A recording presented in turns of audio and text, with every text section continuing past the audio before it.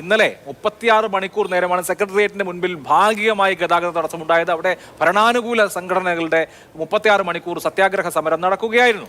സാധാരണ നിലയിൽ പല ദിവസങ്ങളിലും ആ സെക്രട്ടേറിയറ്റിന് മുമ്പിലൂടെയുള്ള MG റോഡ് തടസ്സപ്പെടുന്നത് നമ്മൾ കണ്ടിട്ടുണ്ട്. ജനങ്ങളെ സംബന്ധിച്ച് അടിസ്ഥാന മൗലികാവകാശമാണ്, പൗരാവകാശമാണ് സഞ്ചാര സ്വാതന്ത്ര്യം എന്നുള്ളത്. അത് പലപ്പോഴും രാഷ്ട്രീയ കക്ഷികൾ വകവെച്ചു കൊടുക്കാറില്ല എന്നുള്ളത് ദൗർഭാഗ്യകരമാണ്. ഇപ്പൊ കോടതി ഖണ്ഡിതമായി വടിയെടുക്കുന്നതോടുകൂടി എല്ലാ ആളുകളും ഇതൊരു പാഠമായി ഉൾക്കൊള്ളും താങ്കളുടെ പാർട്ടി അടക്കമെന്ന് ഞാൻ വിചാരിക്കണോ? അല്ല, തീർച്ചയായിട്ടും ഇത്തരം സംഭവങ്ങൾ ജനങ്ങൾക്ക് ബുദ്ധിമുട്ടുണ്ടാകുന്നുവെങ്കിൽ രാഷ്ട്രീയ പ്രസ്ഥാനങ്ങൾ അത് പുനഃപരിശോധിക്കേണ്ടത് തന്നെയാണ്. പക്ഷേ ഇവിടെ നടന്ന സംഭവം എന്താണ്? ഒരു പാർട്ടിയുടെ ഏരിയ സമ്മേളനത്തിൽ പ്രധാന റോഡ് അടച്ച് അവർ സമ്മേളനം നടത്തുന്നു. ആ സമ്മേളന വേദി തലേ ദിവസം തന്നെ പണി തുടങ്ങിയിരിക്കുകയാണ്.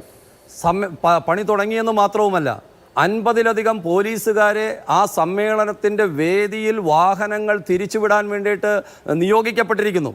അപ്പോൾ ആരും അറിയാതെയാണോ ഇത് സംഭവിച്ചിരിക്കുന്നത്? പാർട്ടിയുടെ സംസ്ഥാന സെക്രട്ടറി എത്തി ആ സമ്മേളനം ഉദ്ഘാടനം ചെയ്തിരിക്കുന്നു. പാർട്ടിയുടെ ജില്ലാ സെക്രട്ടറി വന്നിരിക്കുന്നു.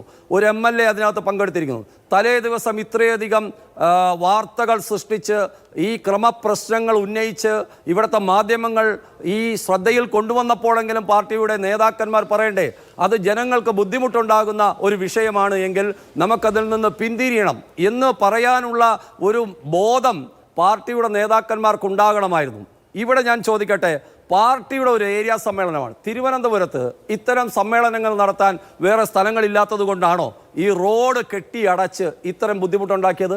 അവിടെ ജനറൽ ആശുപത്രിയിലേക്ക് പോകുന്ന പ്രധാന വഴി, തിരുവനന്തപുരം മെഡിക്കൽ കോളേജിലേക്ക് പോകുന്ന വഴി, ധാരാളം സ്കൂളുകൾ സ്ഥിതി ചെയ്യുന്ന സ്ഥലം, ബഹുമാനപ്പെട്ട കോടതി സമുച്ചയങ്ങൾ നിലനിൽക്കുന്ന സ്ഥലം, ധാരാളം ആൾക്കാർ ഉപയോഗിക്കുന്ന ആ ഒരു പ്രധാന കവാടം, അതിനെ കെട്ടിയടച്ചു എന്ന് പറഞ്ഞാൽ ഭരണകക്ഷിക്ക് ഒരു അധികാരം കയ്യിലുണ്ടെന്ന് വിചാരിച്ച് അഹങ്കാരവും ധാർഷ്ട്യവും നിറഞ്ഞ ഒരു സമീപനം CPM-ൻ്റെ ഭാഗത്തു നിന്നുണ്ടായിരിക്കുന്നു എന്നുള്ളതാണ്.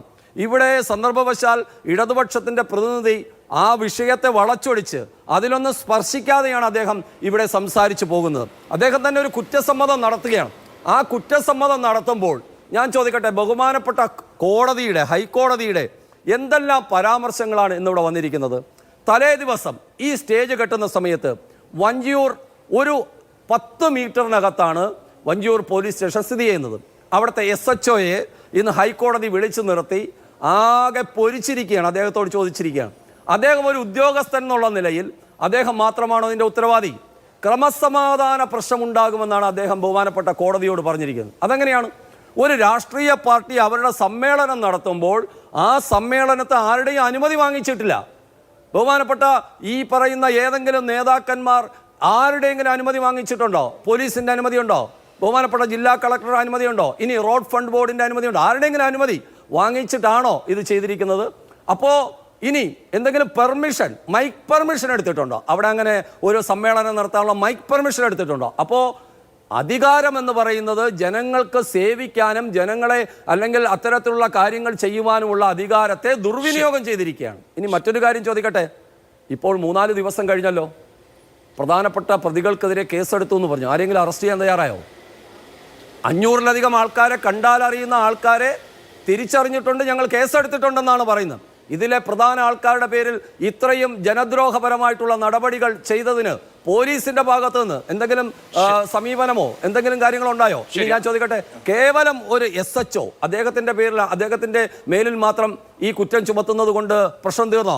ഈ തിരുവനന്തപുരം തലസ്ഥാന നഗരത്തിൽ ക്രമസമാധാന പാലനത്തിന് മേളിലോട്ടുള്ള എത്രയോ ഉദ്യോഗസ്ഥന്മാരുടെ കേന്ദ്രങ്ങൾ അവിടെ ഉണ്ട്.